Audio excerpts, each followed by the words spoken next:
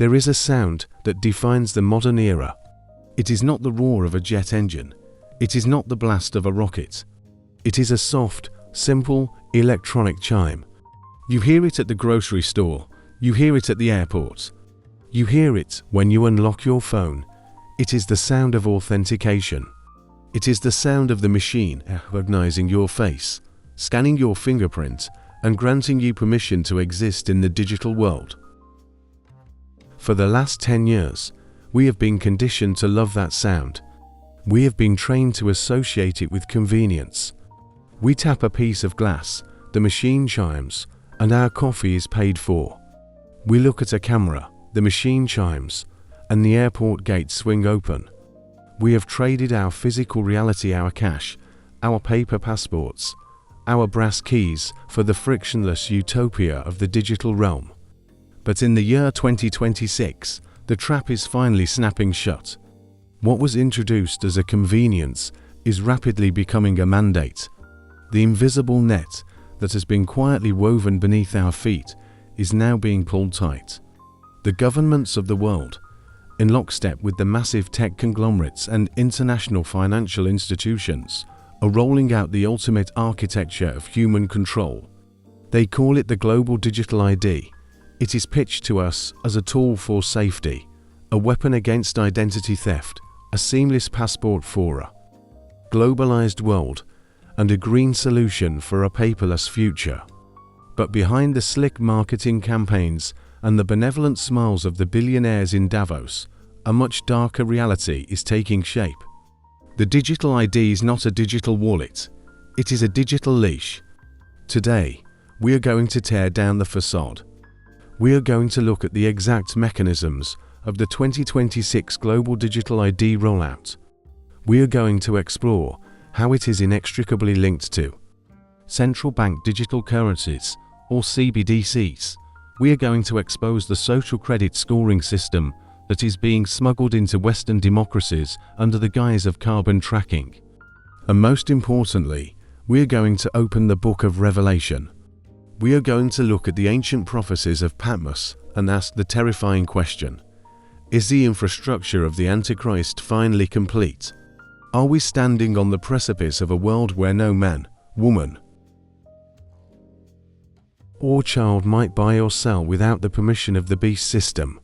This is Global Digital ID 2026. Are you ready to be tracked 24/7? To understand how we arrived at this critical juncture, we have to look at the psychology of the boiling frog. If you throw a frog into a pot of boiling water, it will jump out. But if you put it in lukewarm water and slowly turn up the heat, the frog will adjust to the temperature until it is boiled alive. Humanity has been in the pot for 20 years. The heat started turning up with the invention of the smartphone. We were given a device that held the sum total of human knowledge, and we gladly carried it in our pockets. We didn't mind that it tracked our GPS location. We didn't mind that it listened to our conversations. The convenience outweighed the intrusion. Then the heat turned up again. Social media platforms demanded our real names, our phone numbers, our social connections. We gave it to them in exchange for likes and retweets. Then came the biometric revolution. Passwords were too hard to remember, so we gave Apple and Google our fingerprints. Then we gave them our facial geometry. We digitized our most intimate biological data, so we could unlock a screen half a second faster. And then, the global crisis accelerated the boiling. During the health emergencies of the early 2020s, the concept of a digital pass was normalized. If you wanted to go to a restaurant, cross a border, or keep your job, you had to display a QR code proving your medical compliance. Millions protested, but billions complied. The infrastructure was beta tested on a global scale. The governments learned a very valuable lesson. If you tie a basic human desire like the ability to travel or eat to a digital barcode, the overwhelming majority of the population will submit. Now, in 2026, the water is at a rolling boil. The disparate systems are being merged: your driver's license, your passport, your banking app, your medical records, and your internet browsing history are no longer separate silos of information. They are being fused into a single, centralized, cryptographic identity. The global digital ID, the pitch is intoxicating. They tell you that you will never have to wait in line at the DMV again. They tell you that your identity can never be stolen. They tell you that fraud will be eliminated. But what they don't tell you is that a centralized identity is a centralized vulnerability. And more terrifyingly, it is a centralized switch. If your entire existence is tied to a single digital credential, what happens when the issuer of that credential decides you are no longer in good standing? Let's break down exactly how this digital ID functions, because the architecture is brilliant in its malevolence. In the old world, identity was decentralized. The bank knew your financial history, but they didn't know your medical history. Your doctor knew your health, but he didn't know your internet search history. The government knew your tax bracket, but they didn't know your daily movements. The friction between these institutions protected your liberty. It was hard to connect the dots. The global digital ID removes the friction. It uses blockchain technology and zero trust networks to create a single source of truth about you.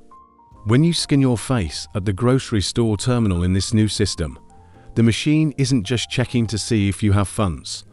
It is checking your entire digital profile. It checks your carbon wallet. Have you exceeded your meat consumption allowance for the month? If so, the transaction for the steak is denied. You're only permitted to buy synthetic protein.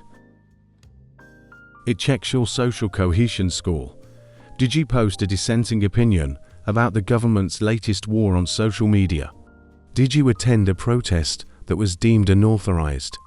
If so, your access to public transportation is temporarily suspended. The subway turnstile will not open for you. It checks your medical compliance. Are you up to date on the latest mandated injections? If not, your ability to enter a concert, a stadium, or even your workplace is revoked. This is not science fiction. This is the exact system that has been operating in China for a decade. The Chinese Communist Party calls it the social credit system. They use millions of facial recognition cameras tied to the WeChat app to monitor the behavior of over 1 billion people.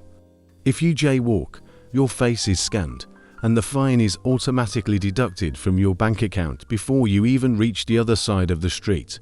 If you criticize the party, your digital ID is downgraded, and you are placed on a blacklist. You cannot buy a plane ticket. You cannot get a loan. You become a digital ghost in your own country. For years, Western politicians pointed at China and said, "Look at that authoritarian nightmare. That could never happen here in the land of the free." But they were lying. They weren't horrified by the Chinese system. They were jealous of it.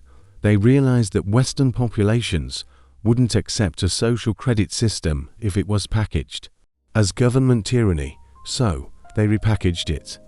They packaged it as environmental, social, and governance standards, ESG. They packaged it as safety. They packaged it as saving the planet. The global digital ID is the Trojan horse that brings the Chinese surveillance state into the heart of the Western world. It is the end of anonymity. It is the end of the right to be left alone. But the digital ID is only half of the trap. The ID is the database, but the enforcer of the database is the money. You cannot separate the digital ID from the rollout of central bank digital currencies, or CBDCs. Right now, if you have a $100 bill in your pocket, you have sovereignty. You can walk into a farmer's market and buy a sack of potatoes, and no algorithm in the world knows about it. The transaction is peer-to-peer, instantaneous, and completely anonymous. Cash represents liberty. A central bank digital currency is the exact opposite of cash. A CBDC is not a cryptocurrency like Bitcoin. Bitcoin is decentralized. It is out of the control of the state. A CBDC is centralized. It is a digital token issued directly by the Federal Reserve or the European Central Bank. When you use a CBDC, you do not have money in a bank. You have an account on the central bank's ledger. And here is the terrifying keyword you must understand: programmability. CBDCs are programmable money. The government can write code into the currency itself that dictates how, when, and where it can be spent. Imagine a world where the government declares an economic stimulus, but instead of sending you a check that you can save, they deposit programmable CBDCs into your digital ID wallet.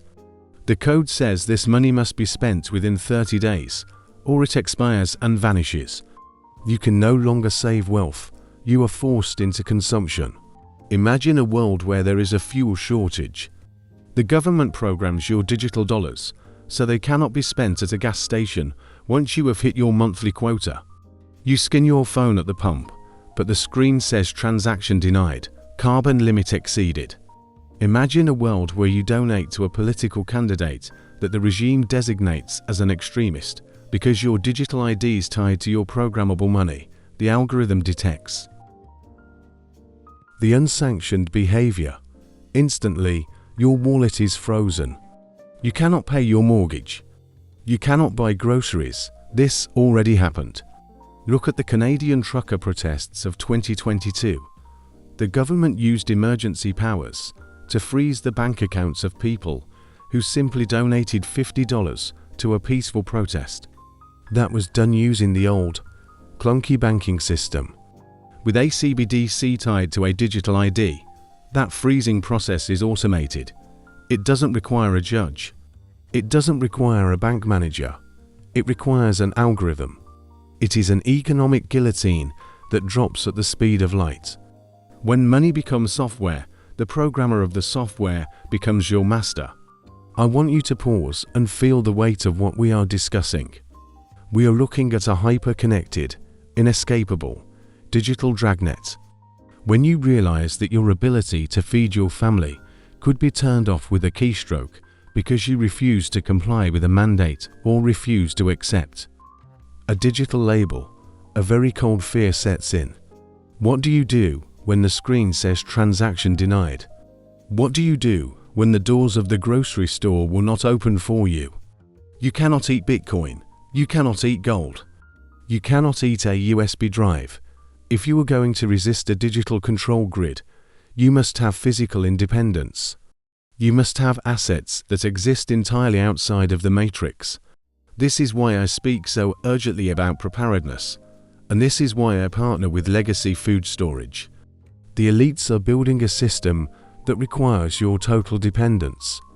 They want you to rely on their digital supply chain for your daily bread. Because if they control your food, they control your behavior.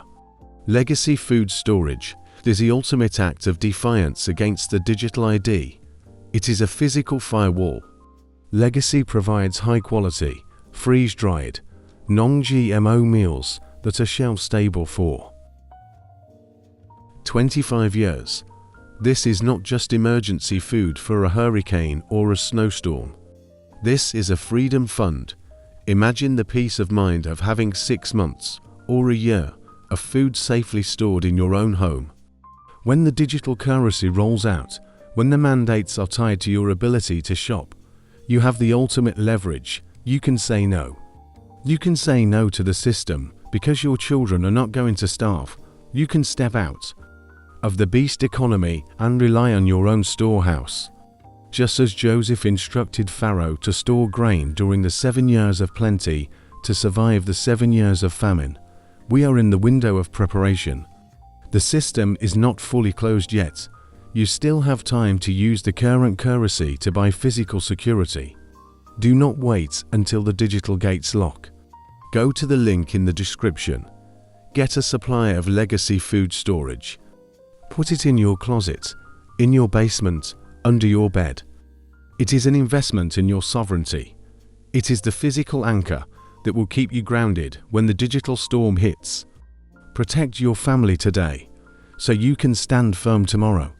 Now, let's look at the architects of this prison. Who is pushing this? It is not just one nation. This is a synchronized, global effort. If you read the white papers of the World Economic Forum, the United Nations, and the World Health Organization, the language is uniform. They are obsessed with digital public infrastructure (DPI). In 2023, the G20 nations adopted a declaration to build and implement digital public infrastructure on a global scale. This includes digital ID, digital payments (CBDCs), and data exchange systems. The Bill and Melinda Gates Foundation has poured hundreds of millions of dollars into developing digital ID systems for developing nations, creating a biometric database of the poorest people on Earth, testing the software that will soon be deployed in London, New York, and Sydney. The United Nations has pushed for a global digital compact, an initiative designed to establish a shared vision for a digital future. But a shared vision requires shared rules, and shared rules require shared enforcement. Why do they want this so badly? Because the globalists understand that national borders are the enemy of total control. If you don't like the laws in California, you can move to Texas. If you don't like the laws in Canada, you can move to El Salvador. But if the entire globe operates on the exact same digital ID framework, if your compliance score follows you across every border, to every airport, to every bank on the planet, there is nowhere to run. There is no escape. They are trying to build an inescapable global village. But it is a village surrounded by barbed wire. They use the Hegelian dialectic. Problem, reaction, solution. They highlight a problem. Climate change is going to destroy the Earth. Cyberterrorism is going to wipe out our banks. Pandemics are going to kill us all. They wait for the public reaction. Do something to save us. And then they offer the pre-planned solution. We must implement a global digital ID to track carbon emissions, secure the internet, and verify health status. It is the only way to keep you safe. They weaponize our fear to harvest our freedom. We are watching the fulfillment of a globalist dream that dates back centuries. The desire to bring all tribes, tongues, and nations under a single, unified, technocratic administration. It is the ultimate hubris of man. It is the belief that if we just have enough data, if we just track enough variables, if we just control enough behavior, we can engineer paradise on Earth. But every time man tries to engineer paradise, he creates hell. For the Christian, watching the rollout of the 2026 Global Digital ID is a surreal experience. We are watching the pages of a 2,000-year-old book jump off the page and manifest in software code. Almost 2 millennia ago, the Apostle John was exiled on the island of Patmos. He received a vision of the end of human history. He saw the rise of a global dictator, a figure known as the Beast or the Antichrist.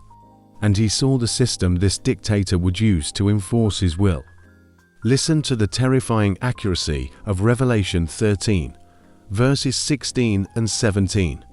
And he causeth all, both small and great, rich and poor, free and bond, to receive a mark in their right hand, or in their foreheads, and that no man might buy or sell, save he that had the mark, or the name of the beast, or the number of his name.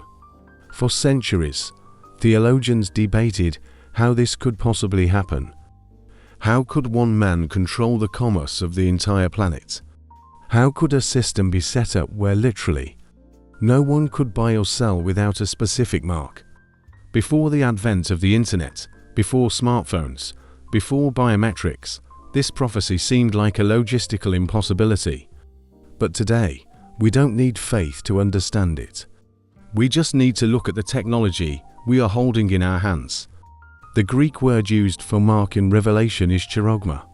It means a scratch, an etching, a stamp, a badge of servitude. It was the term used for the imperial seal of the Roman emperor, or the brand placed upon a slave. The text says this mark goes in the right hand or in the forehead. Consider how we interact with the digital world today. We hold a smartphone, our digital ID portal, in our hand. We look into the camera, the facial recognition scanner with our forehead. Am I saying that the smartphone or the current digital ID app is the mark of the beast? No, I am not. The mark of the beast is a specific, ultimate point of no return. The Bible indicates that taking the mark is not an accident. It involves a conscious decision to worship the beast and his image. It is an irreversible spiritual defection. But while the digital ID of 2026 may not be the final mark, it is absolutely, undeniably, the infrastructure of the mark. It is the tracks upon which the train of the Antichrist will run. You cannot have a system where no man might buy or sell without first having a cashless society. You cannot enforce a global embargo on individuals without a centralized, biometric digital ID. The architects of Silicon Valley and the World Economic Forum are building the beast's operating system. They are writing the code. They are laying the fiber optic cables. They are launching the satellites. When the man of sin is finally revealed, he will not have to build a control grid from scratch. He will simply walk into the control room, sit down at the desk, and hit the enter key. The system is being prepared for him right now. This should give every believer a profound sense of urgency. We are no longer living in the early chapters of the story. We are in the final pages.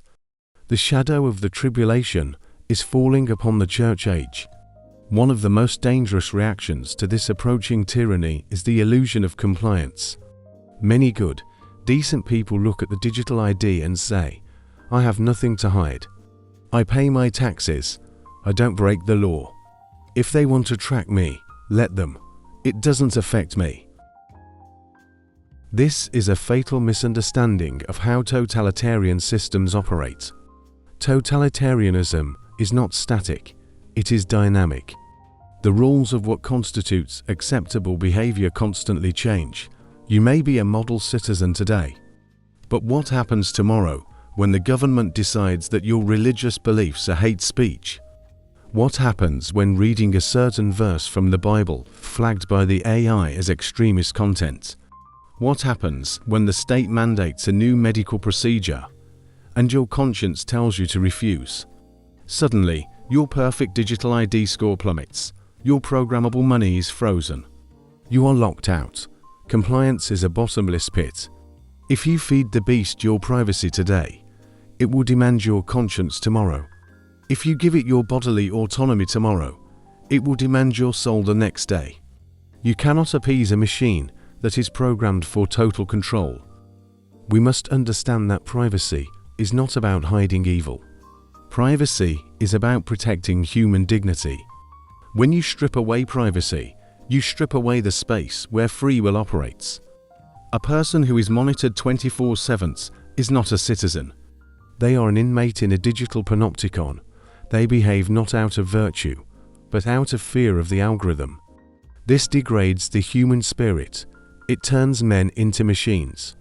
So, the dark clouds are gathering. The globalists are accelerating their timeline. The digital ID is arriving. What is the action plan? How do we live as free men and women in the age of the Matrix? How do we prepare our families for the pressure that is about to fall upon us? First, we must embrace the power of the parallel economy. We must begin to consciously untangle ourselves from the beast system. This means doing business with people who share our values. It means supporting local farmers, local butchers, and local craftsmen. It means using cash as often as possible. Every time you use cash, you are casting a vote for privacy. You are keeping the analog infrastructure alive. Do not let them phase out physical currency without a fight. Second, we must secure hard assets. If digital money can be deleted, you must hold wealth that cannot be deleted. This means land. This means tools. This means physical gold and silver. And as we discussed with legacy food storage, it means tangible, life-sustaining supplies. You must convert your digital illusions of wealth into physical realities of survival. Third, we must build resilient communities. You cannot survive a digital blockade alone. You need neighbors. You need a church that is awake. You need a network of people who will barter, trade, and support one another when the system tries to freeze you out. The early church in the book of Acts survived the persecution of the Roman Empire because they had all things in common. They took care of each other. We must return to that model of radical, decentralized community. Fourth, we must fortify our minds. The greatest weapon the globalists have is not the technology. It is fear. They use fear to make you surrender. You must refuse the spirit of fear. To Timothy 1:7 says, "For God hath not given us the spirit of fear, but of power, and of love, and of a sound mind." A sound mind is a mind that is not easily manipulated by the news cycle. It is a mind that is anchored in the eternal truth of the Word of God, not the shifting algorithms of social media. We must educate our children. We must explain to them why we don't just blindly click accept on every terms of service agreement. We must teach them the value of privacy, the danger of the hive mind, and the sacredness of their individual soul. The world is charging headlong toward 2026. The digital ID is the gateway to the golden cage. They are going to make it look beautiful. They are going to make it look seamless. They are going to promise you peace and safety. But remember the warning of the Apostle Paul in 1 Thessalonians 5:3. "For when they shall say, peace and safety, then sudden destruction cometh upon them, as travail upon a woman with child, and they shall not escape." The peace of the digital ID is the peace of a prison cell. The safety of the CBDC is the safety of a straitjacket. We must not be deceived. We must not sell our birthright of liberty for a bowl of digital soup. But as we look at the darkness gathering, we do not despair, because we know how the book ends. The beast will rise, the system will be implemented, but it will be short-lived. It is a temporary rebellion allowed by the sovereignty of God. Revelation 19 tells us that the sky will crack open, the true King, Jesus Christ, will return. He will not need a digital ID. He will not need a biometric scan. He will come riding on a white horse, with eyes like a flame of fire, and he will cast the beast and the false prophet into the lake of fire. He will smash the globalist empire to pieces like a potter's vessel. We do not belong to the New World Order. We belong to the eternal kingdom. In His mighty name, we pray. If you are determined to stand fast in the liberty wherewith Christ hath made us free, and if you refuse to surrender to the digital beast system, I want you to go down to the comments right now and type, "I belong to God." The machine is watching, but the Creator is ruling. Stay free, stay vigilant, and keep looking up. Redemption draws nigh.